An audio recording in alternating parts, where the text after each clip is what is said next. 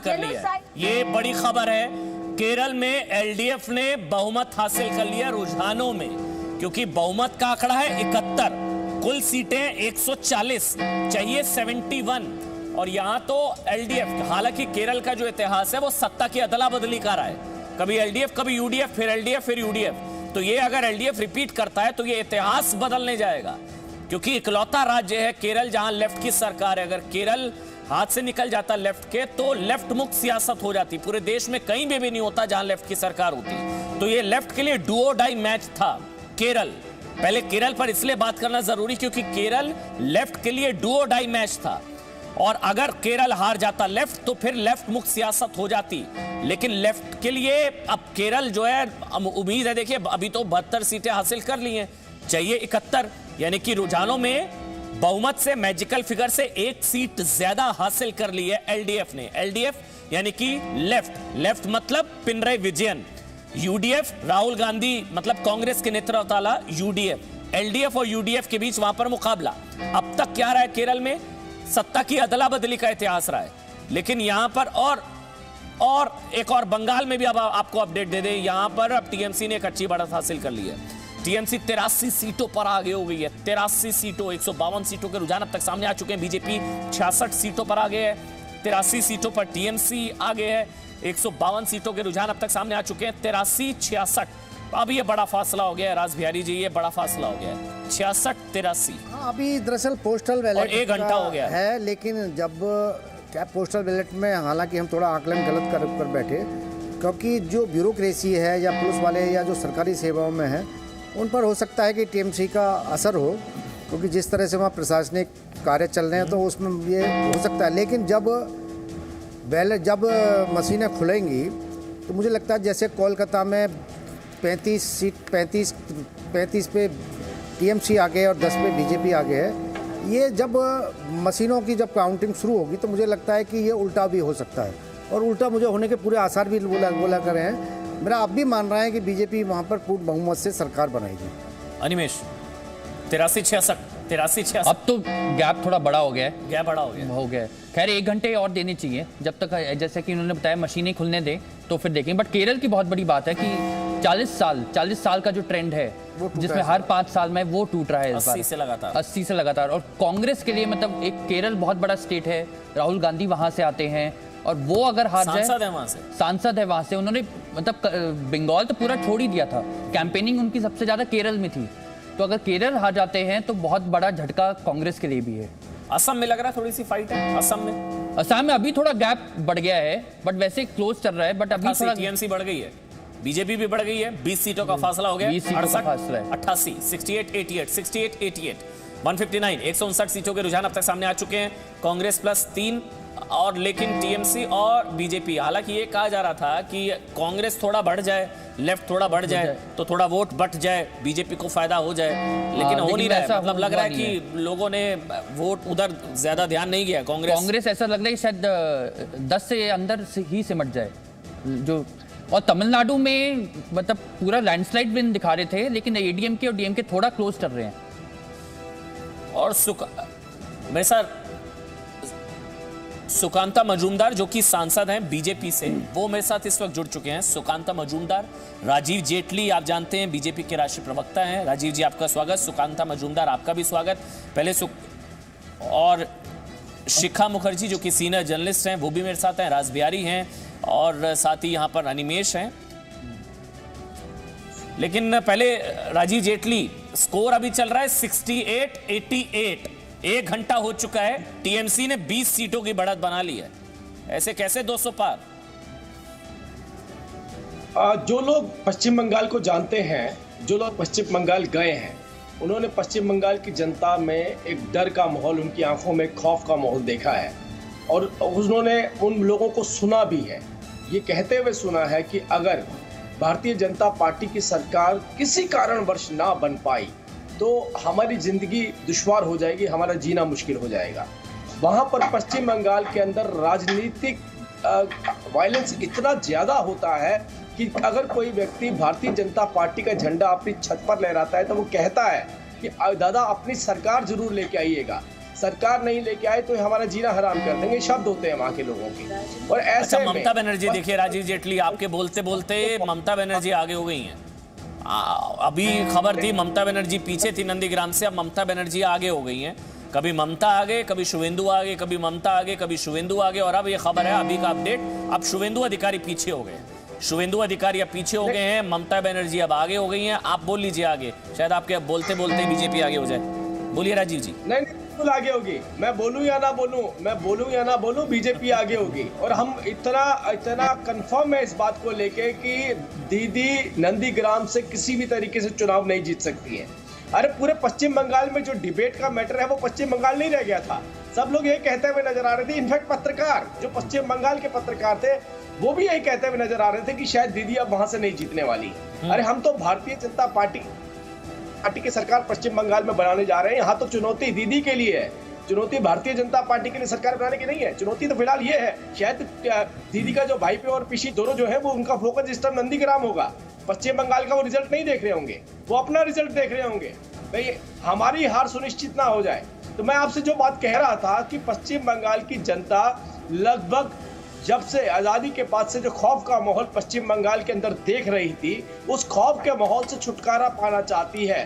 Ballot paper के अंदर, जैसा अभी आपके चैनल पर राज बिहारी जी ने बोला, उन्होंने कहा कि कुछ जो हमारे कर्मचारी होते हैं, सरकारी कर्मचारी होते हैं या जो लोग एडमिनिस्ट्रेशन से जुड़े होते हैं, हो सकता है कि उनका कहीं ना कहीं पार्शियली झुकाव, क्योंकि जो ट्रेंड बता रहे हैं आपके इसमें बैलेट पेपर के भी जो ट्रेंड बता रहे हैं वो भी बहुत क्लोज एनकाउंटर हमारा चल रहा है। लेकिन जब रियलिटी आएगी, जब जनता का मैंडेट निकलेगा, जब जनता का मैंडेट आएगा तो भारी बहुमत के साथ देखिएगा भारतीय जनता पार्टी अपनी सरकार। राज बिहारी जी, अब तो अच्छा ममता फिर से पीछे हो गई हैं। आप देखिए, आप बोले ममता आगे हुई, आपके बोलते बोलते फिर ममता पीछे हो गई। अब ये खबर है ममता बनर्जी फिर से पीछे हो गई है। बातें रहिएगा, मैं दीदी को हरा के छोड़ेंगे अभी।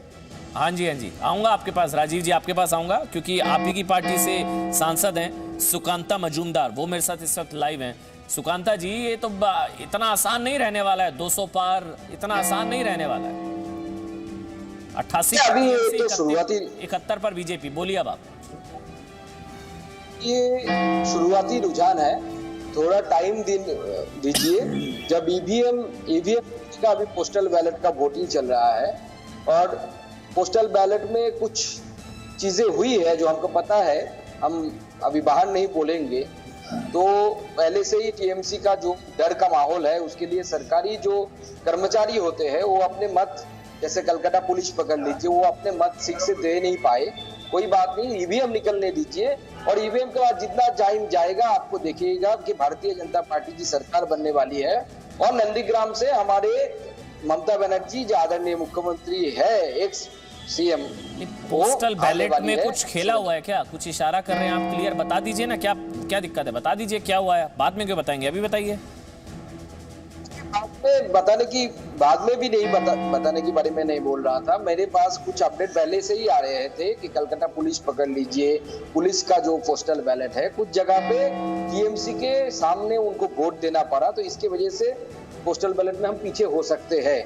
बहुत जगह में ऐसा होता है बंगाल में, जैसे जो इलेक्शन के काम में जो बस ड्राइवर्स और उसके जो असिस्टेंट रहते हैं बस के, वो जो जाते हैं इलेक्शन ड्यूटी में, उनका पोस्टल बैलेट ईडीसी इशू होता है। उस ईडीसी को जो लोकल लीडर्स होते हैं यूनियन के, वो लोग ले लेते हैं। ये पश्चिम बंगाल की बहुत दिनों से ये ट्रेडिशन है। लेफ्ट के समय भी यही ट्रेडिशन था, टीएमसी के समय भी यही ट्रेडिशन है, और वो खुद उसमें वोट देके उसको डालते हैं।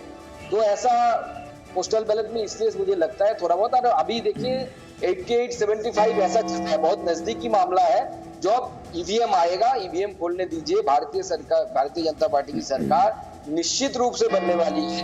भारतीय जनता पार्टी की सरकार बनेगी और ममता बनर्जी भी हारेगी। और नंदीग्राम से भी दीदी पीछे हैं, दादा आगे, नंदीग्राम से रहेंगी, दीदी रहेंगे। वो नंदीग्राम से हारने वाले हैं। टीएमसी के लीडर्स भी वो जानते हैं कि नंदीग्राम से दीदी हारने वाले। नंदीग्राम से ममता बनर्जी पीछे, लेकिन अब तक 75 सीटों पर बीजेपी आगे हो गई है। अब 75 सीटों पर अब फासला 13 सीटों का, 166 सीटों के रुझान अब तक सामने आ चुके हैं। 88 पर टीएमसी आगे, 75 पर बीजेपी आगे। उधर वहां आप केरल की बात करें तो केरल में एलडीएफ की सरकार रिपीट, यानी कि सत्ता की अदला बदली का इतिहास बदलने जा रहा है। असम में मामला फंस रहा है, बंगाल में तो फंस ही रहा है, असम में भी फंस रहा है। ऐसा लग रहा था कि असम में तो क्लियर बीजेपी ले जाएगी, लेकिन देखिए 28 सीटों पर बीजेपी आगे, लेकिन कांग्रेस भी पीछे नहीं है। 18 सीटों पर कांग्रेस भी धीरे धीरे आगे बढ़ रही है, क्योंकि असम में 126 सीटें हैं और वहां पर असम में जो है बीजेपी एग्जिट पोल के हिसाब से सरकार बना रही थी, लेकिन यहां पर थोड़ा सा मामला फंस रहा है। केरल में एलडीएफ ने सरकार बना ली है, लेकिन 88-78 हो गया है। अब से 10 सीटों का फासला रह गया है, 88-78, 10 सीटों का फासला, डिफरेंस जो है 10 सीटों का रह गया है। मेरे साथ शिखा मुखर्जी सीनियर जर्नलिस्ट हैं।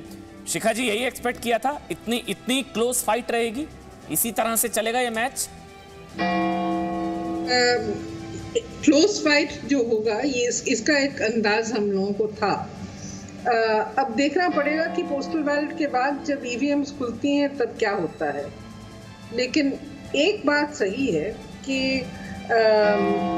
मैं प्रवक्ता, भाजपा के प्रवक्ता को सुन रही थी कि उनको वो इस बारे में कुछ नहीं कह रहे हैं कि लास्ट जो 4 चरण में जहाँ पे वोट हुई हैं, यानी कि 159 सीट्स अगर 4 चरण पकड़े और अगर आप 3 चरण का देखें तो 114 सीट। 114 सीट पे ये पैंडेमिक का जो प्रभाव है इसका एक असर भाजपा के वोटों पे होगा और ये भाजपा को संभालना शायद मुश्किल हो गया था एक बार।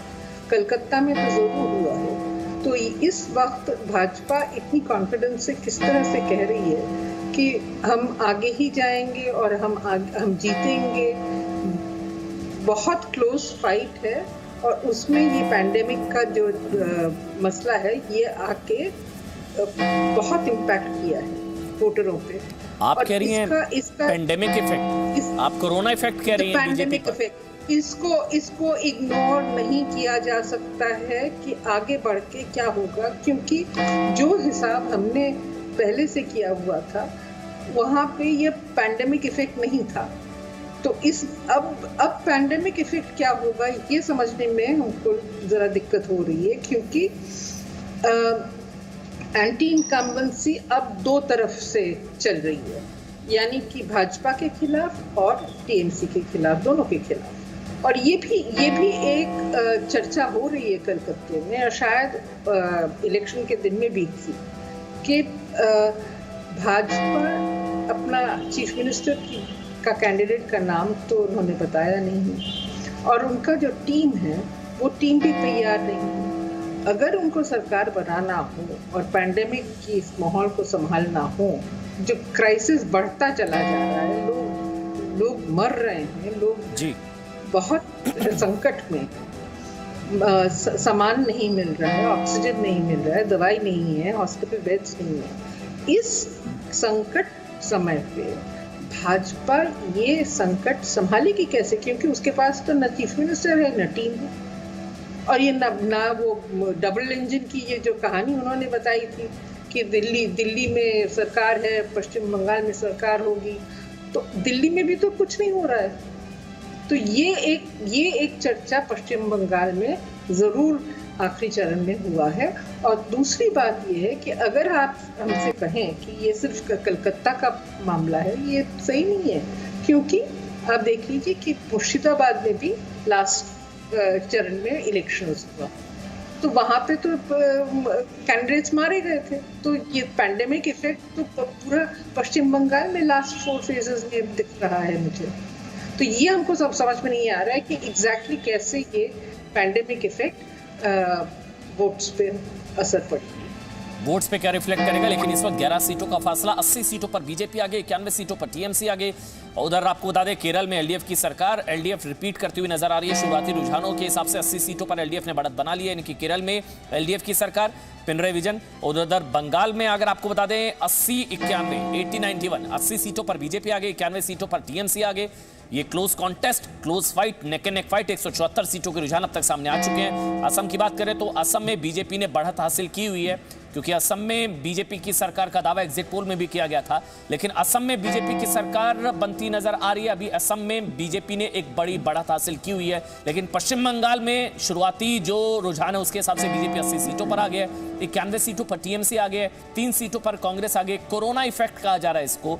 मेरे साथ शिखा मुखर्जी जो कि सीनियर जर्नलिस्ट है, वो कह रही है कि पेंडेमिक इफेक्ट है। आखिरी के 4 चरणों में कोरोना को लेकर हो सकता है पेंडेमिक इफेक्ट हो और सीएम फेस नहीं, उसकी वजह से थोड़ा सी कंफ्यूजन हो सकती है, क्योंकि फिर राज्य में अगर इस तरह के हालात होते हैं।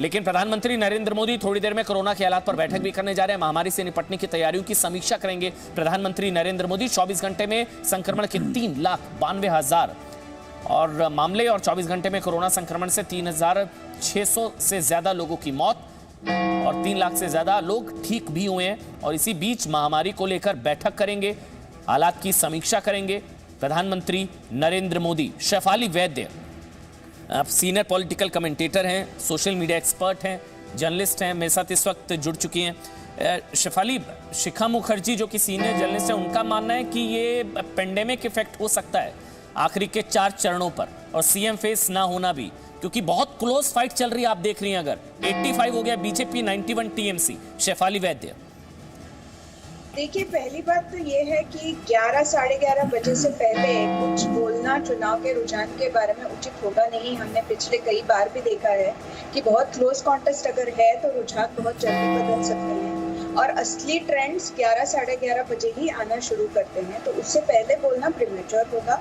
लेकिन पेंडेमिक इफेक्ट जरूर हो सकता है, क्योंकि चौथे चरण के बाद जिस तरह से कोरोना का उद्रेक हुआ और उसके बाद जिस तरह से मीडिया ने एक तरफ से मुहिम चलाई थी सेंट्रल गवर्नमेंट के खिलाफ, उसका असर थोड़ा तो जरूर पड़ सकता है। लेकिन फिर भी मैं वेट करूंगी कि 11 साढ़े 12 तक प्रॉपर रुझान है, उसके बाद ही मैं कुछ डेफिनेटली इसके ऊपर अपना मत व्यक्त करना चाहूँगी, क्योंकि right now it is very premature. It is मतलब लोग जो बोलना है वो बोल रहे हैं। एंटी इनकम्बेंसी तो बंगाल में थी ही और वो टीएमसी के खिलाफ थी। हाँ, अगर उनका पीएम सीएम फेस नहीं है, ये जैसे जर्नलिस्ट ने कहा कि ये डिसएडवांटेज हो सकता है, तो चौथे चरण के बाद और चौथे चरण के बाद जो सीट्स थे, उन सीट्स की भी तो आप लोकेशन देखेंगे तो उनमें पहले से वैसे भी टीएमसी को थोड़ा सा एडवांटेज था बिकॉज ऑफ डेमोग्राफी। लेकिन फिर भी मैं आई विल वेट टिल 11-11:30 टू से कि कौन जीतेगा गारंटी से। अभी कुछ नहीं बोला जा सकता नहीं, लेकिन कम से कम ये ट्रेंड्स जो हैं ये तो बता रहे हैं कि बहुत ही क्लोज कॉन्टेस्ट होने वाला है, ये नेक एंड नेक होगा, बहुत ही कांटे की टक्कर। मतलब ये 200 पार वाला सीन तो नहीं है कम से कम इंग्लिश। अभी अब देखिए, अब 88-91 हो गया। हाँ बोलिए शेफाली जी, आप बोल लीजिए पहले।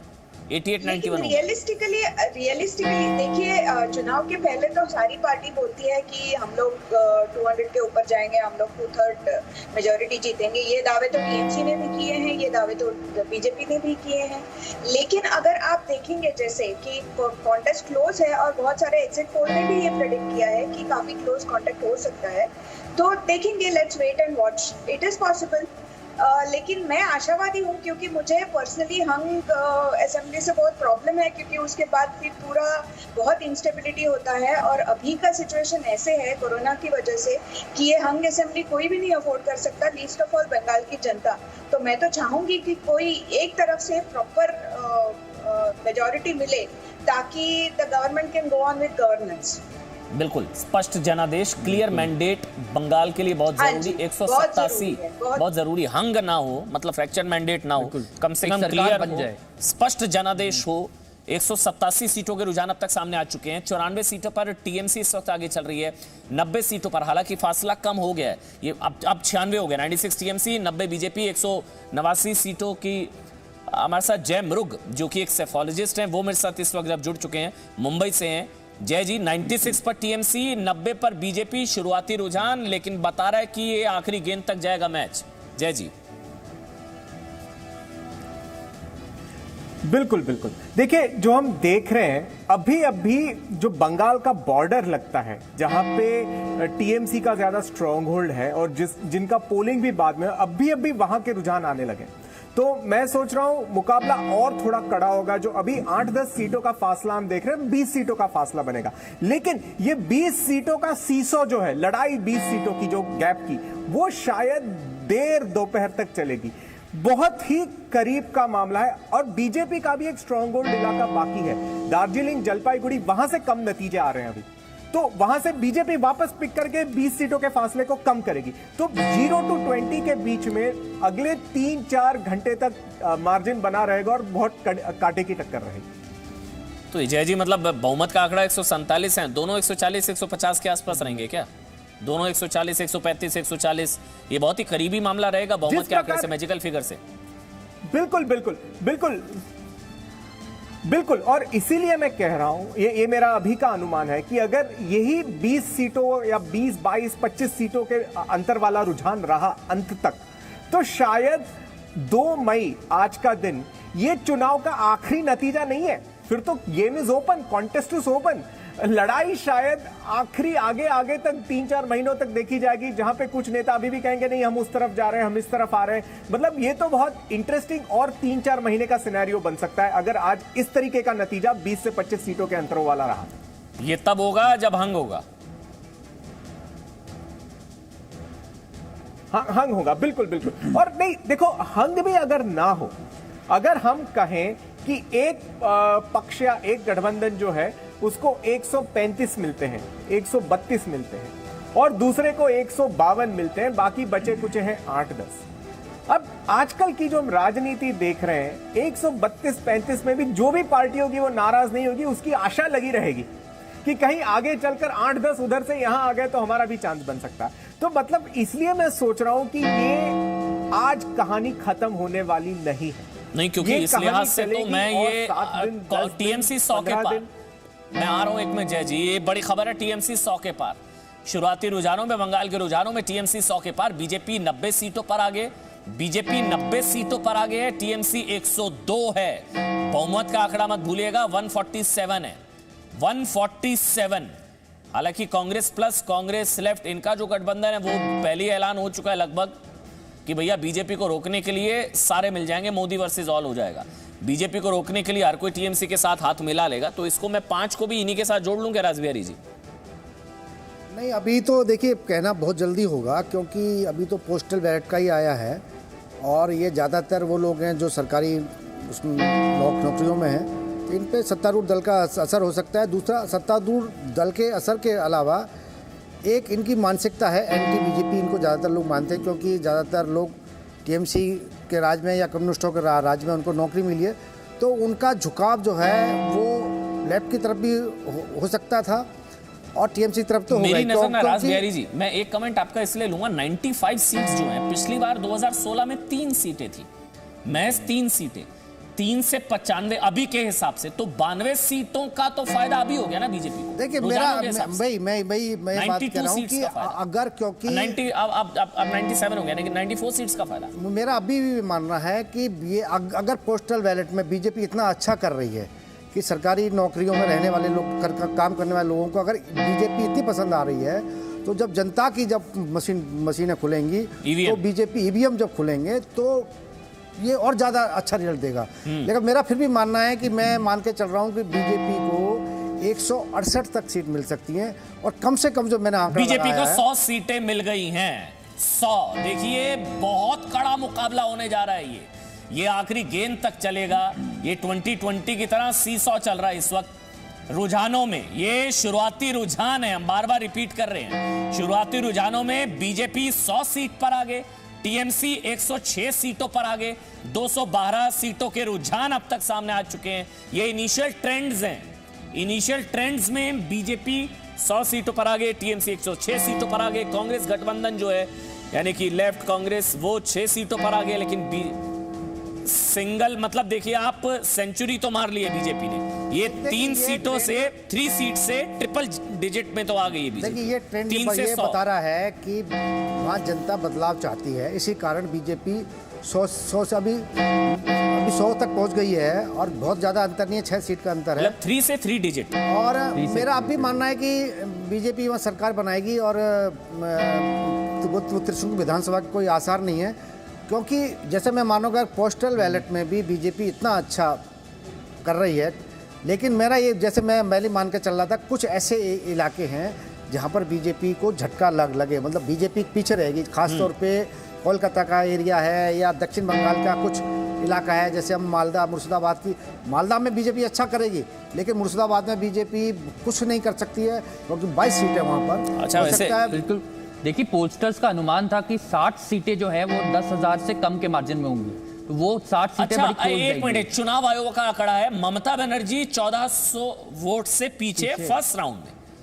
ये फर्स्ट राउंड की जो गिनती हुई है, चुनाव आयोग का आंकड़ा है हमारे पास, ममता बनर्जी 1400 वोटों से पीछे चल रही हैं। ये तो अब खेल पलट रहा है, ममता बनर्जी पीछे, दीदी या दादा, दादा आगे, शुभेंदु अधिकारी। ये तो बहुत बड़ी खबर है। Mamata Banerjee sitting CM first round में 1400 वोटों से पीछे चल रही हैं। नीचे नंबर्स आप देख लीजिए, बीजेपी 3 से 3 डिजिट में तो पहुंच गई है, यानी कि बंगाल की जनता परिवर्तन तो चाहती है, वरना 100 सीटें कौन दे रहा है। और आप सोचिए 3 सीटों से 100 सीटें अगर बीजेपी को यहां पर शुरुआती रुझानों में मिलती नजर आ रही है, टीएमसी 106 सीटों पर। लेकिन सबसे बड़ा संग्राम नंदीग्राम का संग्राम, नंदीग्राम का संग्राम किसके नाम? अब की बार दीदी या दादा, शुरुआती फर्स्ट राउंड में तो दादा, फर्स्ट राउंड में नंदीग्राम। मेरा मानना है कि अगर पोस्टल बैलेट में ममता बनर्जी चुनाव हार रही हैं तो निश्चित तौर पे ये मान के हम चल सकते हैं कि पश्चिम बंगाल में तृणमूल कांग्रेस सत्ता से बाहर होगी। और नंदीग्राम, क्योंकि नंदीग्राम से ही ममता बनर्जी ने एनडीए छोड़कर, ममता बनर्जी ने नंदीग्राम और सिंगूर के आंदोलन से ही कम्युनिस्टों को सत्ता से बाहर किया था। सुकांता मजूमदार, एक कमेंट आपका, सांसद हैं बीजेपी के, उनके पास जाएंगे, लेकिन राजीव जेटली अब मैं आपके पास आ रहा हूं। ममता बनर्जी पीछे 1400 वोटों से, और आप 3 सीटों से 3 अंकों तक तो पहुंच गए हैं, 3 से 100 तक तो पहुंच गए हैं आप लोग, और ममता पीछे। राजीव जेटली, मैं थोड़ी देर पहले आपसे एक बात कह रहा था, ये नंदीग्राम कौन सी जगह है? नंदीग्राम वो जगह है जहां से दीदी नहीं आती हैं, जहां से ममता दीदी ने अधिकारी परिवार को सहारा बनाकर अपना राजनीतिक सर्वाइवल करने की कोशिश करी। ये जो नंदीग्राम में एजिटेशन भी किया था, उस वक्त पर भी शुभेंदु अधिकारी जी के परिवार ने दीदी का सहयोग किया। दीदी को तो वहां कोई जानता ही नहीं है। तो सबसे पहली हार पश्चिम बंगाल में अगर किसी की होने वाली है तो ममता दीदी की नंदीग्राम से होने वाली। मैं थोड़ी देर पहले भी आपको कह रहा था कि अभी पीसी और भाईपो, मतलब बुआ और भतीजा, दोनों का नजर टीवी पे पूरे पश्चिम बंगाल के चुनाव पर नहीं है, केवल नंदीग्राम के चुनाव पर है। और नंदीग्राम से ही पश्चिम बंगाल की जीत सुनिश्चित करेगी भारतीय जनता पार्टी।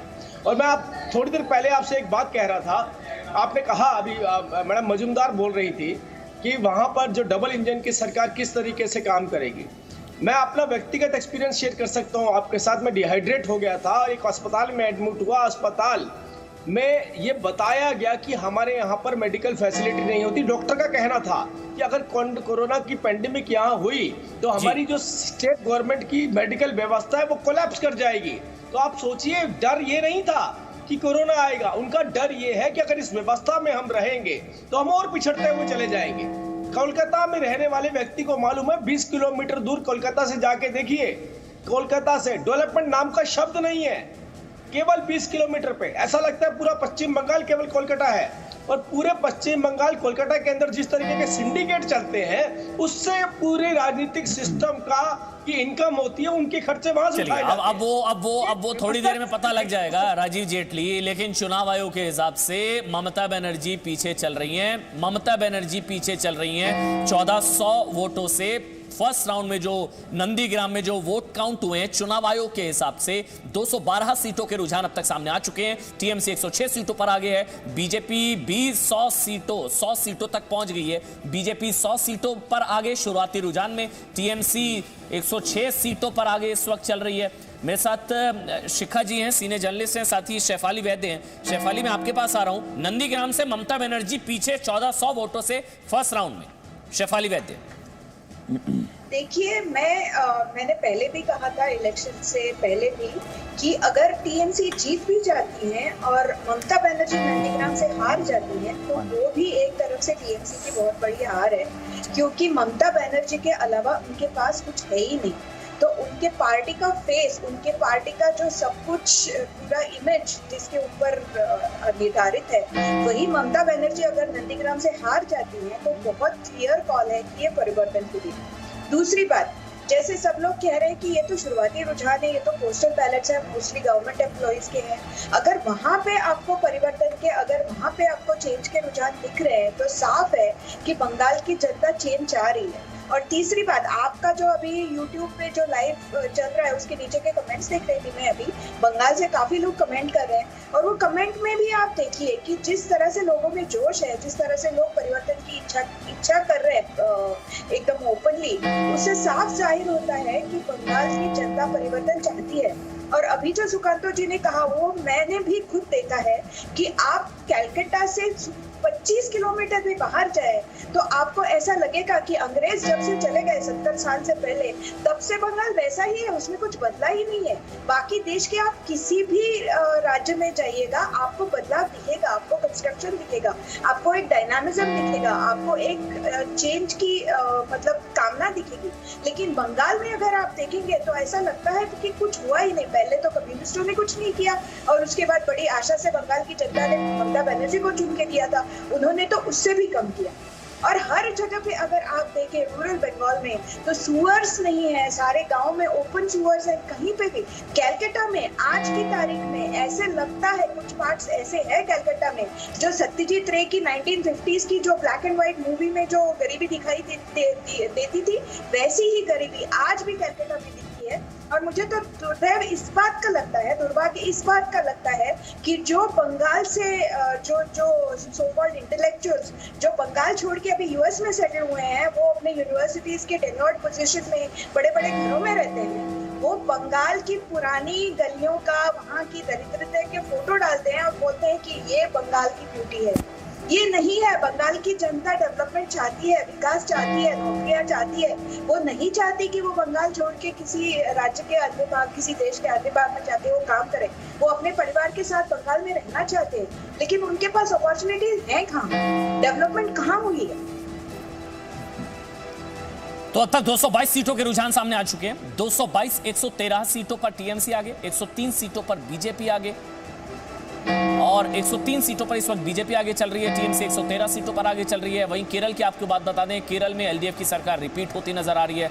रुझानों में बहुमत हासिल कर लिया है लेफ्ट की सरकार ने और प्रसाद भोसेकर जो हैं वो मेरे साथ इस वक्त स्टालिन के घर के बाहर से मौजूद हैं, प्रसाद भोसेकर, क्योंकि रुझानों में डीएमके 104 सीटों पर आगे है। डीएमके रुझानों में डीएमके बहुमत से 14 सीट दूर है।